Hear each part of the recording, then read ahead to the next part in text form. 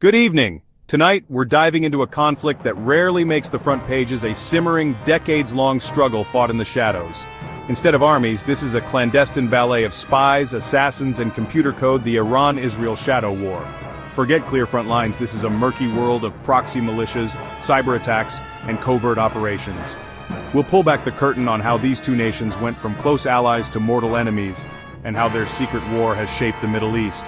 From stolen nuclear archives to secret naval battles and explosives in London, the story is stranger than fiction. Our goal to reveal 10 surprising facts that expose the true nature of this shadow war. Let's get into it. Here's a shocker. Before 1979, Iran and Israel were friends. Under the Shah, Iran was a secular, Western-aligned monarchy, and Israel was a natural partner in a region dominated by Arab nationalism. They built oil pipelines together, shared intelligence, and collaborated on military and agricultural projects. Israeli advisors walked the halls of Iranian ministries. Iranian oil flowed to Israel. There was even a joint missile project, Project Flower. Mossad and Savak, their intelligence agencies, worked hand in hand. But everything changed in 1979. The Islamic Revolution toppled the Shah and replaced Iran's foreign policy with fierce anti-Western, anti-Zionist ideology. The Israeli embassy in Tehran was handed to the PLO, symbolizing the end of cooperation. This wasn't an ancient rivalry. It was a sudden ideological break. The memory of lost friendship makes today's enmity even more bitter. The infrastructure of partnership was dismantled, replaced by a machinery of hostility. That reversal set the stage for the shadow war we see today. After the revolution, Iran needed a way to confront Israel without a shared border. Enter the axis of resistance. Iran's strategy to surround Israel with hostile proxies. Hezbollah in Lebanon became Iran's most powerful creation, armed with thousands of rockets aimed at Israel's north. Iran also supports Hamas and Palestinian Islamic Jihad in Gaza, creating a two-front threat. The Syrian civil war let Iran build a land bridge from Tehran to Beirut, establishing bases and missile factories near Israel's borders. This encirclement lets Iran wage a war of attrition, bleeding Israel through proxies while avoiding direct conflict. Every rocket, tunnel, and base is part of this grand design. It's a patient, relentless strategy, rings of fire to keep Israel under constant pressure. The Shadow War's engine is this network of proxies, not armies. It's a chess game of attrition, not a blitzkrieg. The Shadow War isn't just physical, it's digital. In 2010, the Stuxnet worm, likely a US-Israeli creation, sabotaged Iran's nuclear centrifuges, setting back its program by years. This was cyber warfare's coming-out party code causing real-world destruction. Iran responded by rapidly building its own cyber arsenal. Soon both sides were launching attacks. Iran hit Saudi Aramco with the Shamoon virus. Israel allegedly targeted Iranian ports and infrastructure. Civilian targets aren't off-limits. Hospitals, water systems, and power grids have all been hit. In 2020, Iranian hackers tried to poison Israel's water supply. Israel retaliated with cyber strikes on Iranian infrastructure. Attribution is murky, but the digital duel is constant. The cyber front is borderless, anonymous, and potentially devastating. Stuxnet was just the beginning. The real battle is ongoing, invisible, and escalating. In this war, a keyboard can be as deadly as a missile. The Shadow War turns deadly up close. Between 2010 and 2012, Iranian nuclear scientists were systematically assassinated. Magnetic bombs, drive-by shootings, and remote-controlled weapons. The message, nowhere is safe. Iran blamed Mossad, and while Israel never confirmed, the operations bore its signature. The logic: eliminate the brains behind the nuclear program, not just the hardware.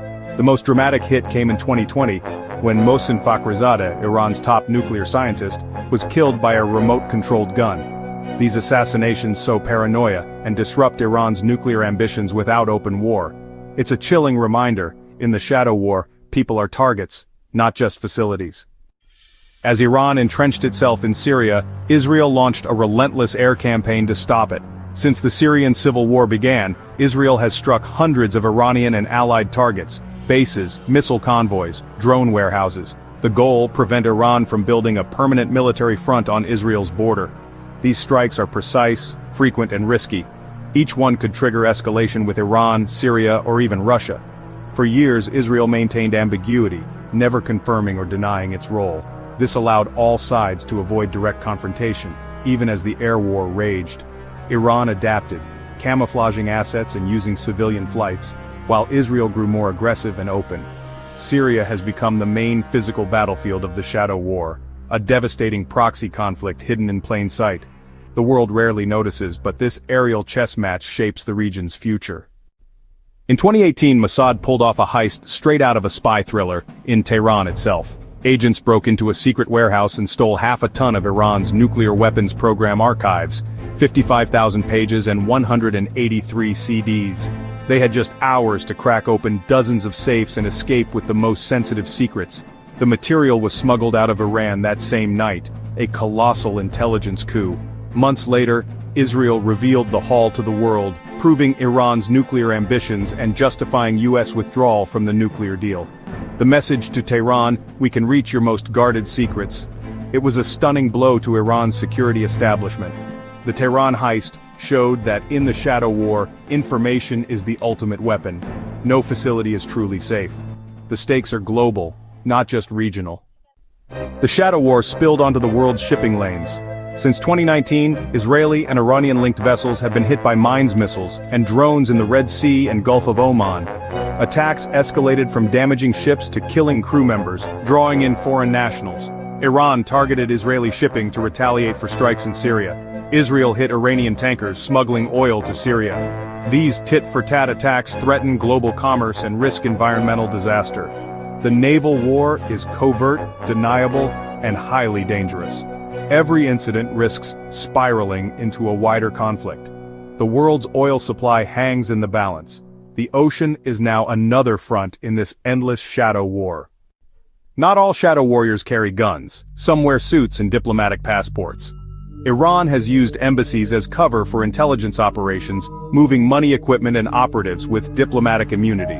In 2018, an Iranian diplomat was arrested in Europe for plotting a bombing near Paris, caught hand-delivering explosives. Israel's Mossad is legendary for deep-cover operations using forged passports and elaborate identities. The 2010 assassination of a Hamas commander in Dubai involved over 24 agents with fake passports exposed only by CCTV. These operations turn ordinary travelers into covert operatives. The diplomatic front is a web of espionage where embassies double as command centers. In this war, a handshake can be as dangerous as a bullet.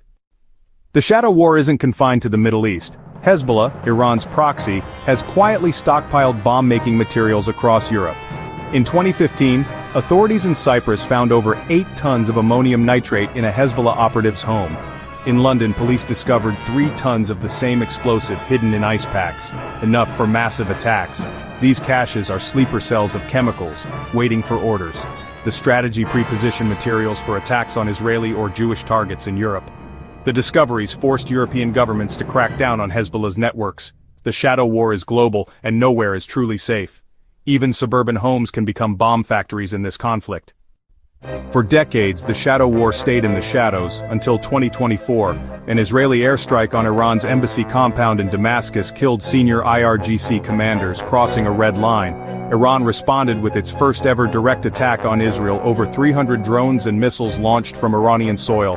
Thanks to Israel's air defenses and help from the US, UK, France, and Jordan, 99% were intercepted. The attack failed militarily but shattered the old rules. Plausible deniability was gone. Israel retaliated with a limited strike near Isfahan, showing it could hit deep inside Iran. The Shadow War had become an open confrontation. The risk of all-out war is now higher than ever. The region stands on a knife's edge. The era of deniable conflict may be over. 10 facts, 1 reality. The Iran-Israel conflict is a hidden war with global stakes. It's fought on many fronts: cyber, sea, sky, and city streets, by spies, proxies, and code. Calculated ambiguity and constant escalation define this deadly chess game. But as 2024 showed, the line between shadow and open war is vanishing. Understanding these dynamics is crucial to grasping the modern Middle East. This isn't a simple story of good versus evil. It's a tangled web of strategy and survival. Thanks for watching. Let us